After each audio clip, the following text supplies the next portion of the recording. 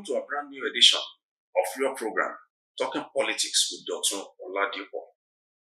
I am your regular host, Dotun Oladipo, the managing editor of The Eagle Online, which operates at www.theeagleonline.com.ng.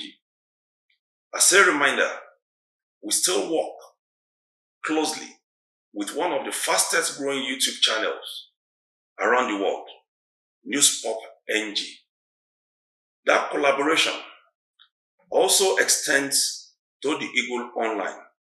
So don't forget, for your latest trending video and update on events worldwide, do tune in to Newspop NG, and it will be a refreshing time for you. This edition, we will be taking a break from the zonal analysis we started on the presidential election coming up in Nigeria in 2023. This is because of the major political development in Osun State on the governorship election of July 16, 2022.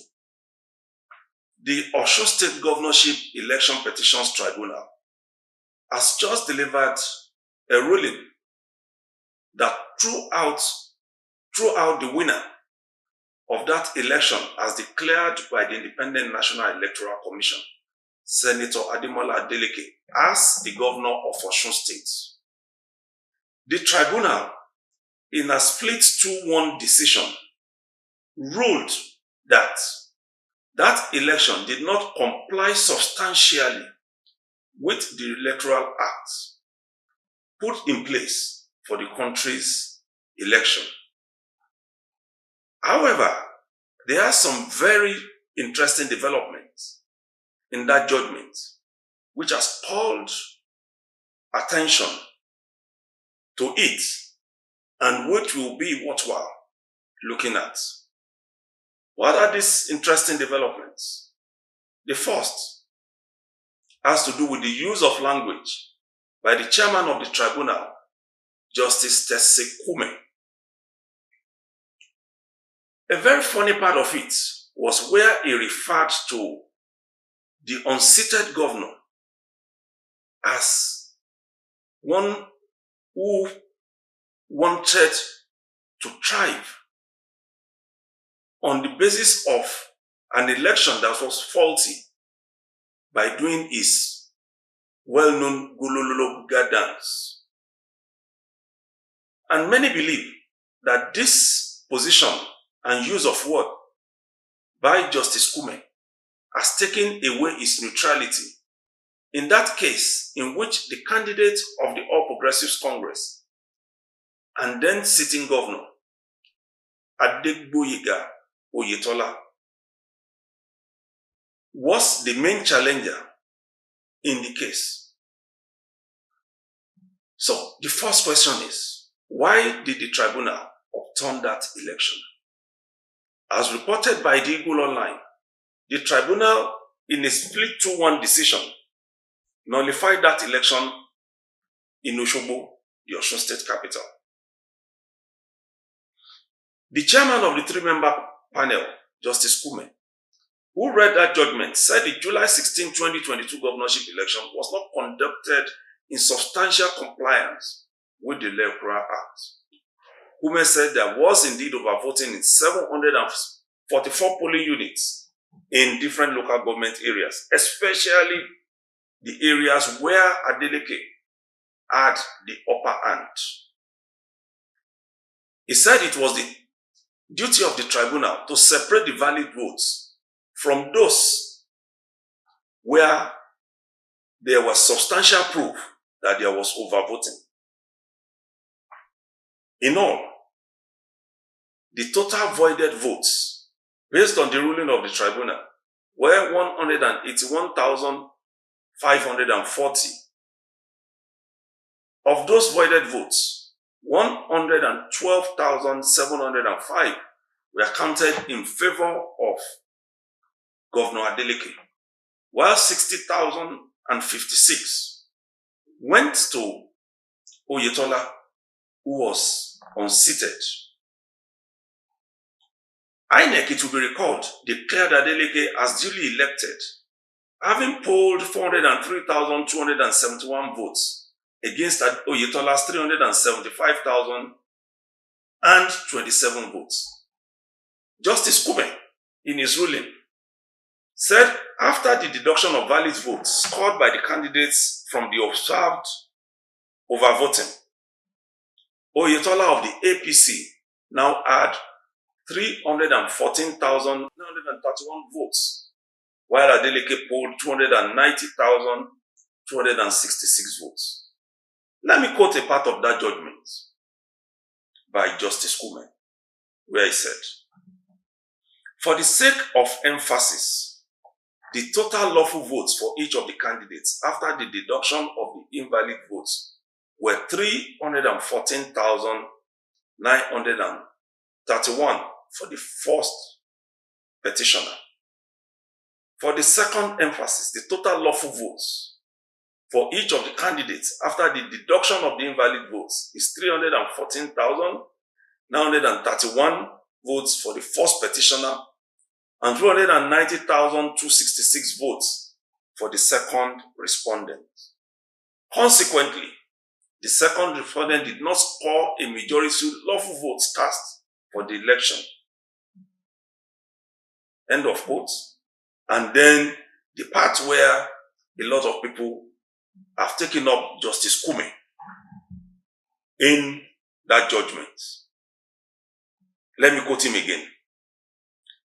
"The second respondent cannot go lololo and buga as a duly elected governor of Osun in the election conducted on 16 July 2022.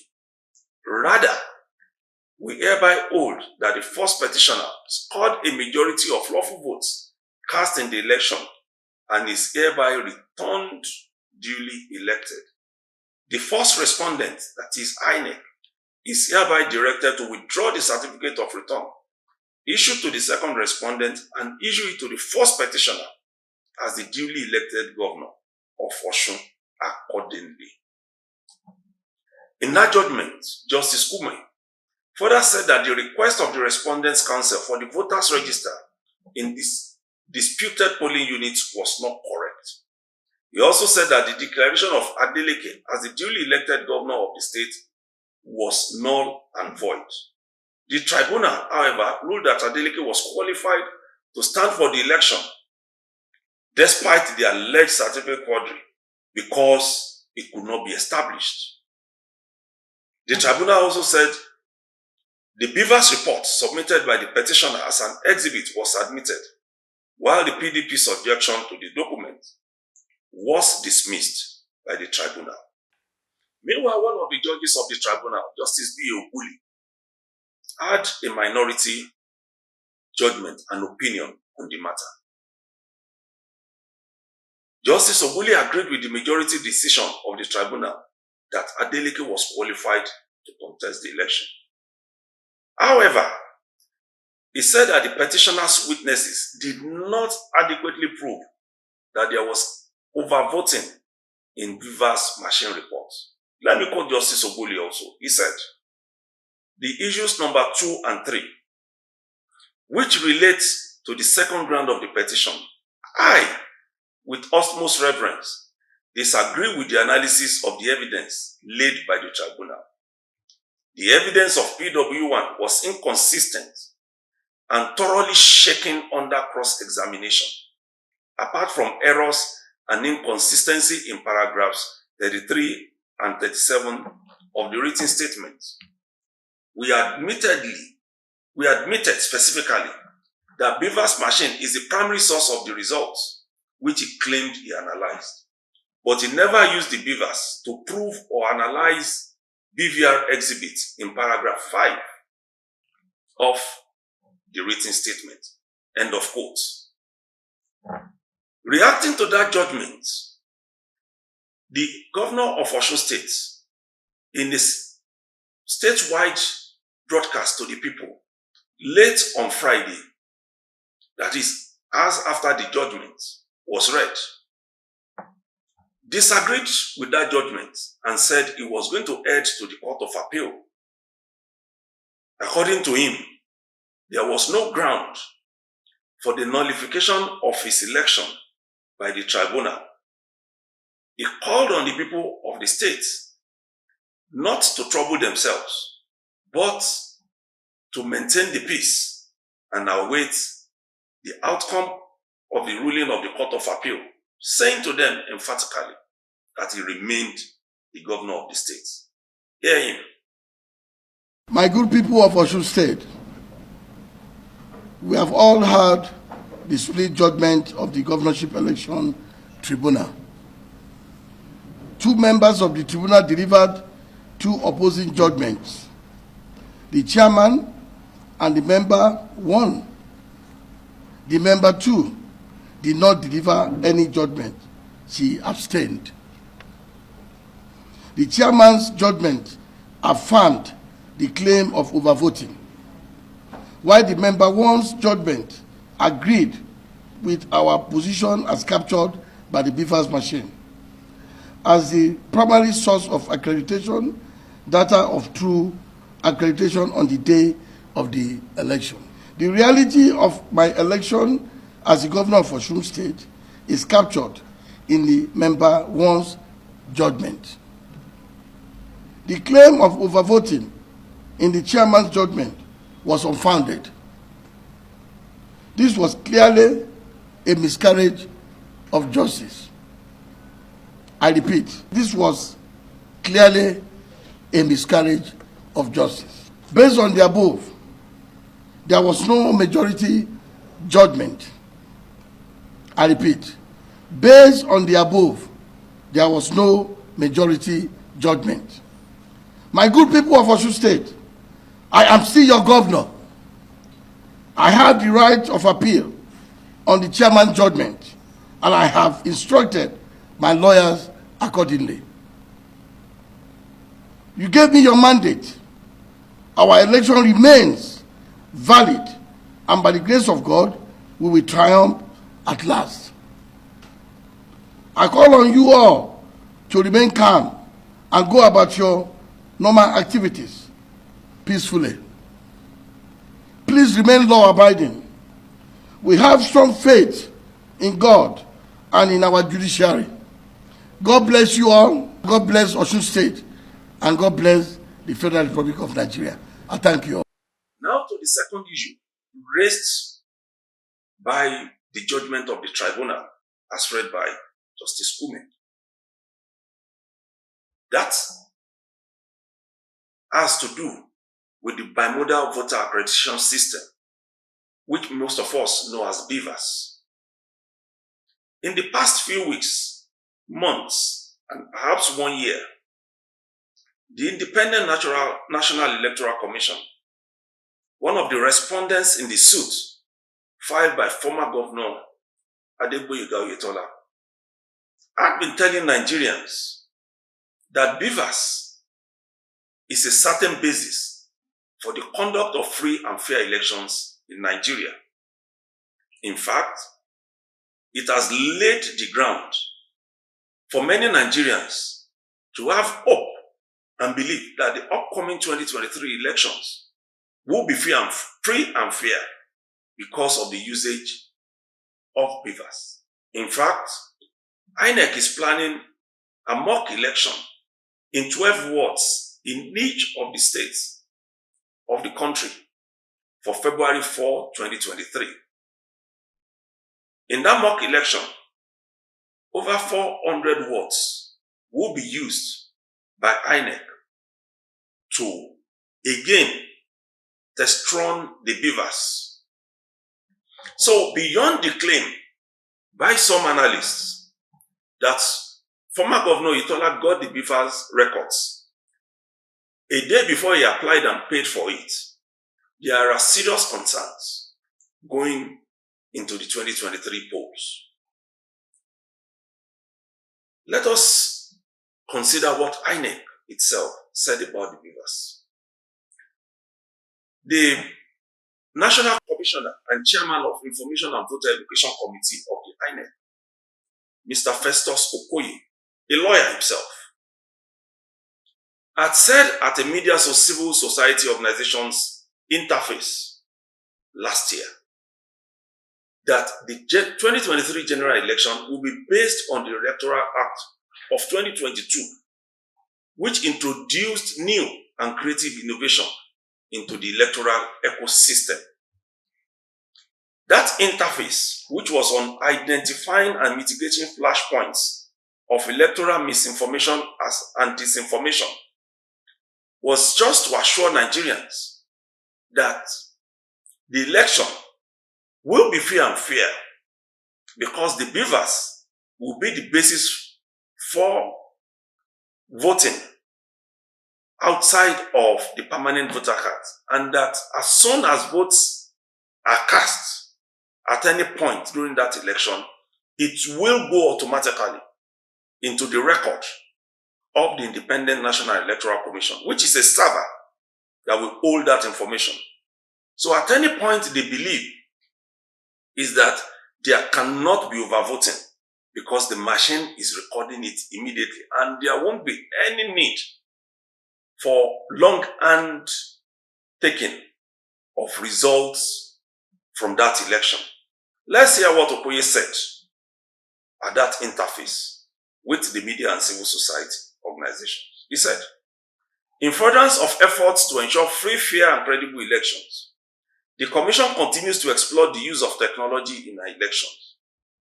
One of such innovation in preparation for the 2023 general election is the replacement of the smart card reader with the bimodal voter accreditation system to improve and strengthen the voter verification, authentication, and accreditation process. The use of the viewers for voter accreditation and authentication is irreversible and backed by law. The chairman of INEC, Professor Mahmood Yakubu, also said the same thing some 10 months back when he spoke on the viewers. He said the commission at that point had identified and resolved the challenges associated with the beavers. At a retreat in Lagos, he gave very firm assurance that nothing will go wrong with the beavers. Let me quote Professor Mahmood Yakubu at that occasion. May I also seize this opportunity to reassure Nigerians that we have identified the challenges associated with the bimodal voter accreditation system during voter accreditation. End of quote. Giving credence that the problems associated with beavers have been resolved, the INEC chairman told that gathering that by-elections in 6 constituencies in 4 states of the Federation across 4 geopolitical zones have proven that the beavers functioned optimally in rural, suburban, and urban areas of Cross River, Imo, Ondo, and Plateau states. Backing up that claim that the beavers no longer malfunctions, Yakubu added, and I quote again, "We received no complaints from voters and no reports of glitches from observers in these by-elections. We will continue to perfect the system in the forthcoming by-elections, and at the end of the governorship elections in Ekiti State on 18 June 2022 and Osun State on 16 July 2022. End of quote. And then the big question, does that now mean that Nigerians should no longer have faith in the beavers? Because what we were told was that the Ondo and Osun State governorship elections were perfect, especially that of Osun State, because the beavers did not malfunction, and that some were put on standby in case any of them failed. And this was the concern raised by former Governor Oyetola in his reaction to the judgment of the Tribunal.